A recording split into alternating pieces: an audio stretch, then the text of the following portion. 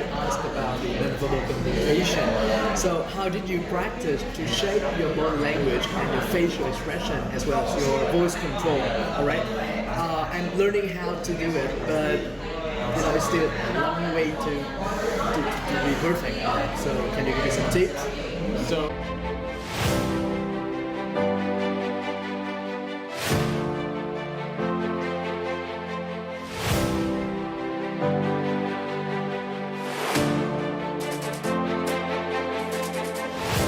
The number one thing is about practice. Yes. Practice makes a man and a woman's perfect. Yeah. You need to practice. There is no hack of going through practice. You need to practice over, and over. So let's see me what I've done. I have been spoken to almost 200 workshops and conferences, locally and internationally. How many videos did I make? I probably already made like 1,000 videos. Yes. So that's what is called practice. So when I was making a lot of videos, I also even scrapped a lot of videos too. I didn't put it on as well too. So practice, you gotta do practice. So now the second thing is about, beside practice, what you can do. It's about speak about the thing you really know. It's very bad. A lot of people try to do some internet search and try to speak about the thing, which actually they don't know. They just did some research and they like to talk about it and try to impress people, that make the people think that they know about it. Basically, they're faking it, and that is one of the things you cannot do it perfectly. Because if you don't know something very deeply and clearly, you can never do it well. It doesn't matter how many research you did. So if you know something and you have practiced something on your work already, so that means you have a knowledge. So when you read something on the internet, it's like just an information, and you just load the information, you just talk to people on the camera or bring the people directly. So that means you basically just copy pasting the information from internet to brain, and then you just pick it out to paste to the other brain. It's actually copy paste. This is where you can never complete and make it really well about your thing. But things is very different. When you research something, learn something, or you met someone, or have a mentor who guides something on it, and then you actually work on that, that means the information you got will turn into a knowledge inside of you. It may be not a huge knowledge, but you get something, a knowledge.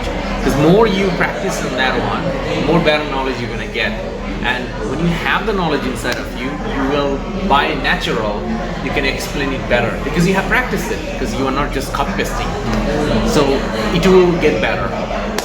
The third thing is about is this one is you when you're speaking to a lot of people in a conference as no we have not.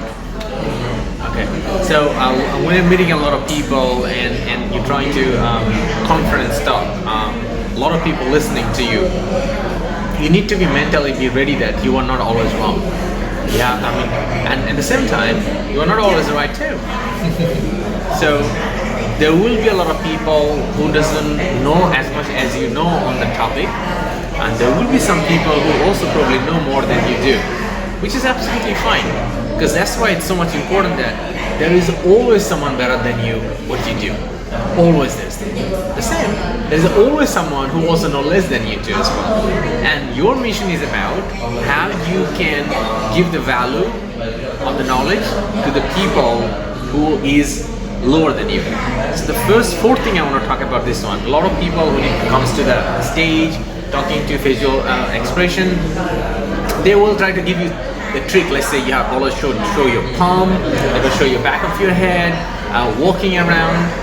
They will try to give you tips like this. I am very much against into it, because when you try to memorize those tips, you're basically trying to become someone who you are not. So your whole movement in the stage is actually you're faking it. That means when you get off the stage, you are not like that. When you go to the stage, you are just pretending to someone else. And you know what? People are very smart. People picked it up very fast. And you deep dive inside of your mind already know that, or you are not the person. So that's why what I focused about, creating a character rather than just pretending an action. So what I do in the stage, I'm always like that. I created my character that way. So I optimize my character. So like even this talking I'm doing to you, the body language I'm using, the same when I go to the stage, I'm going to do the same too. When I'm working on, or even I'm speaking in front of camera, the same I'm doing.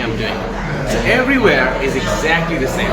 So these are the 4 tips I'm going to give it to you. If you do it well, and you will be able to do it well. So this is the thing I want to tell you, the last thing. You gotta be passionate about this one. And you need to be patient about it. Passionate and patient. Because if you try to rush it too much, or if you're not passionate, you're gonna rush it too much. And that means you're not gonna go to that one too. And one more thing, everybody will not be good at something. Maybe speaking to the stage maybe is not your biggest strength, but you have other strengths. So very important that you need to identify your own strength and you invest in your strength. Because there's no point investing on your weakness. It takes a lot of time to just making your weakness to a moderate level, but you can spend probably 10% of the time to your strength, and you can have a big jump in your improvement. So my suggestion will be about when you are talking to people, is it your face-to-face communication? Is it your talking to a lot of people, or running your workshops, or being a trainer, or presenter, or a video? What is your strength? Figure it out. And to figure it out, the best thing, you just try all of them, and then you see which one you're more comfortable with, and which one you get good feedbacks.